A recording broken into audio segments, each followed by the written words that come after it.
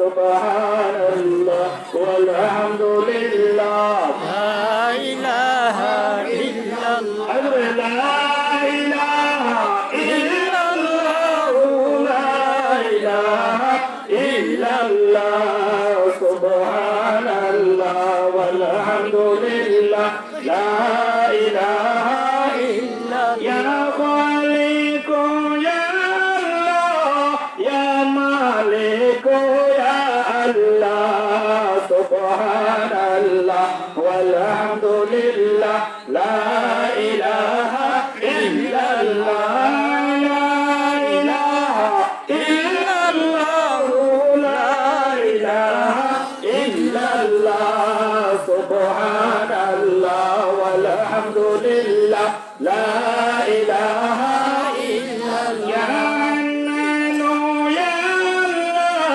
ইয়া মান্নানু ইয়া আল্লাহ সুবহানাল্লাহ ওয়ালহামদুলিল্লাহ লা ইলাহা ইল্লাল্লাহ লা ইলাহা ইল্লাল্লাহ লা ইলাহা ইল্লাল্লাহ সুবহানাল্লাহ ওয়ালহামদুলিল্লাহ লা ইলাহা ইল্লাল্লাহ ইয়া সাত্তারু ইয়া আল্লাহ ইয়া গফফারু ইয়া আল্লাহ সুবহানাল্লাহ ওয়ালহামদুলিল্লাহ লা ইলাহা ইল্লাল্লাহ লা ইলাহা ইল্লাল্লাহ লা ইলাহা ইল্লাল্লাহ লা ইলাহা ইল্লাল্লাহ মুহাম্মাদুর রাসূলুল্লাহ সাল্লাল্লাহু আলাইহি ওয়াসাল্লাম।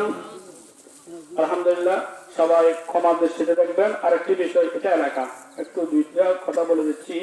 আমার কাজে কর্মে কথায় বার্তায় যদি কেউ কষ্ট পেয়ে থাকেন মাফ করে দেবেন। আরেকটা বিষয় হচ্ছে, আমার আড়ালে আমার অনুপস্থিতিতে যদি কেউ আমার নামে মিথ্যা কথা বলে, সাথে সাথে জোরে আমার সাথে কল করবে।